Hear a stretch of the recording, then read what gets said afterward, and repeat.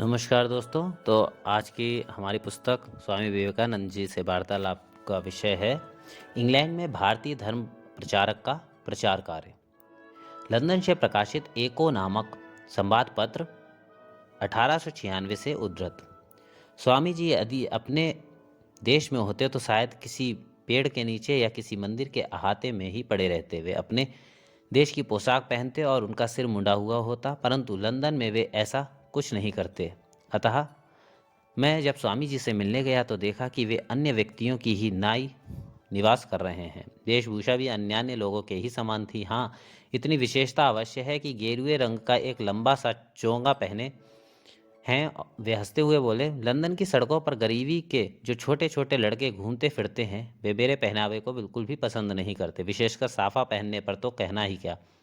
उस पोशाक में मुझे देखकर वे जो कुछ कहते हैं वह बतलाने लायक नहीं है। मैंने इन भारतीय योगी से प्रार्थना की कि वे अपने नाम के अक्षरों का धीरे धीरे उच्चारण करें। प्रश्न, क्या आप ऐसा समझते हैं कि आजकल आसार और गौड़ विषयों में ही लोगों को की दृष्टि अधिक रहती है? उत्तर, मुझे तो ऐसा ही प्रतीत होता है। अनुन्नत जातियों एवं पाश्चात्य देश की सभ्य जातियों के अंतर्गत अल्प शिक्षितों में भी यह भाव देखा जाता है। आपके प्रश्न से यह सूचित होता है कि शिक्षित और धनी व्यक्तियों का भाव अलग है, और सचमुच वैसा भी है। धनी लोग या तो भोग ऐश्वर्य में डूबे हुए हैं अथवा अधिक धन बटोरने की चिंता में हैं, तथा सांसारिक कर्मों में व्यस्त अधिकांश लोग यही समझते हैं कि धर्म मिथ्या और व्यर्थ की चीज़ है, और वे सचमुच ऐसा अनुभव भी करते हैं। यदि कोई धर्म प्रचलित है तो वह है देश प्रेम और लोकाचार। लोग गिरजाघरों को तभी जाते हैं जब या तो विवाह होता है या किसी की अंत्येष्टि क्रिया। यहाँ पर शिक्षित और धनी व्यक्तियों का भाव अलग है। इसका अर्थ है उन्होंने धर्म के गौड़ भाव को छोड़कर उसके मुख्य भाव को ही विशेष रूप से अपनाया है, तथा धनी व्यक्तियों का भाव अलग है का अर्थ है वे धर्म के मुख्य या गौड़ किसी भी प्रकार के भाव को नहीं अपनाते, अर्थात धर्म की नितांत उपेक्षा करते हैं। प्रश्न है अगला, आपके प्रचार का फल क्या यह होगा कि लोग गिरजाघरों में अधिक जाने लगेंगे? उत्तर, मैं तो ऐसा नहीं समझता, क्योंकि बाह्य अनुष्ठान या मतवाद के साथ मेरा कुछ भी संबंध नहीं है। धर्म ही सब कुछ है और सबके भीतर है। बस यही दिखाना मेरा जीवन व्रत है। और यहाँ इंग्लैंड में कौन सा भाव चल रहा है? भावगति को देखकर तो ऐसा मालूम होता है कि समाजवाद या और किसी प्रकार का लोकतंत्र, चाहे आप उसको किसी भी नाम से पुकारें, शीघ्र प्रचलित होगा। लोग अवश्य अपनी सांसारिक जरूरत की चीज़ों की आकांक्षा मिटाना चाहेंगे। वे तो चाहेंगे कि उनके काम पहले से कम हो जाएं, खाने पीने को अच्छी तरह मिले, अत्याचार और लड़ाई आदि संसार में बिल्कुल बंद हो जाए। अच्छा, एक बात पूछता हूँ, यदि यहाँ की अथवा अन्य कोई भी सभ्यता धर्म पर, मनुष्य की साधुता पर प्रतिष्ठित ना हो तो उसके टिकने को निश्चितता क्या? यह आप पक्का जान लें कि धर्म सब विषयों की जड़ तक पहुँचता है। यदि वह ठीक रहे तो सभी कुछ ठीक रहेगा। प्रश्न, परंतु धर्म का सार जो दार्शनिक भाव है उसे तो लोगों की बुद्धि में प्रवेश कराना सहज ना होगा, क्योंकि लोग हमेशा जिन विचारों और भावों का अवलंबन करते हुए जीवन व्यतीत करते हैं उनसे धर्म का सार भाव तो बहुत दूर है। उत्तर, सभी धर्मों में हम यह पाते हैं कि लोग पहली अवस्था में निम्नतर सत्य का अवलंबन करते हैं, फिर उसी के बल से तदपेक्षा उच्चतर सत्य में पहुंचते हैं। इसलिए यह कहना कि हम असत्य से सत्य में पहुंचते हैं गलत है।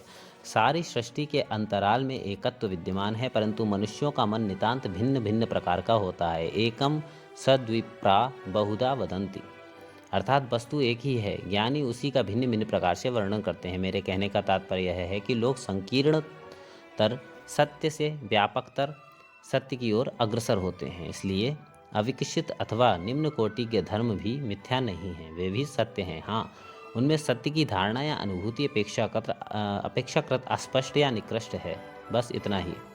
लोगों के ज्ञान का विकास धीरे धीरे होता है, यहाँ तक कि भूतों की उपासना भी उसी नित्य सनातन सत्य स्वरूप बाह्य की विकृत उपासना है। धर्म के और भी जितने रूप हैं उनमें भी किसी न किसी अंश में सत्य वर्तमान है। किसी भी धर्म विशेष में सत्य पूर्ण रूप से वर्तमान नहीं है। प्रश्न है, क्या मैं पूछ सकता हूँ कि आप इंग्लैंड में जिस धर्म का प्रचार करने के लिए आए हैं वह क्या आप ही के द्वारा प्रवर्तित किया गया है? उत्तर, कदापि नहीं। मैं तो श्री रामकृष्ण देव नामक एक भारतीय महापुरुष का शिष्य हूँ। हमारे देश के कई महापुरुषों की नाई वे कोई विशेष पंडित तो ना थे, पर एक अतिशय पवित्रात्मा थे। उनका जीवन और उनके उपदेश वेदांत दर्शन के भाव से विशेष रूप से रंगे हुए थे। मैंने वेदांत दर्शन शब्द का प्रयोग किया है, पर उसे धर्म भी कहा जा सकता है, क्योंकि वास्तव में वह धर्म भी है और दर्शन भी। हाल ही में 19th सेंचुरी नामक पत्र के एक अंक में प्राध्यापक मैक्स मूलर ने मेरे गुरुदेव के विषय में जो विवरण प्रकाशित किया है उसे आप कृपया पढ़िए। सन 1836 ईस्वी में बंगाल के हुगली नामक जिले में श्री रामकृष्ण का जन्म हुआ था और सन 1886 में उन्होंने देह छोड़ दी। केशव चंद्र सेन तथा अन्यान्य व्यक्तियों पर उनका प्रबल प्रभाव पड़ा था। शरीर और मन के संयम का अभ्यास कर उन्होंने आध्यात्मिक विषयों में गंभीर अंतर्दृष्टि प्राप्त कर ली थी। उनके मुख का भाव साधारण मनुष्यों की भांति ना था। उस पर बालक की नाई कमनीयता, गंभीर नम्रता, अद्भुत शांति और माधुर्य का भाव खेला करता था। उनके श्रीमुख के दर्शन करने पर कोई भी बरबसी उनकी ओर आकृष्ट हुए बिना नहीं रहता था। प्रश्न: तब तो मालूम होता है आपके उपदेशों का मूल वेद ही है। उत्तर: हाँ, वेदांत शब्द का अर्थ है वेदों का अंतिम भाग। वह वेदों का तीसरा भाग है। उसको उपनिषद भी कहा जाता है।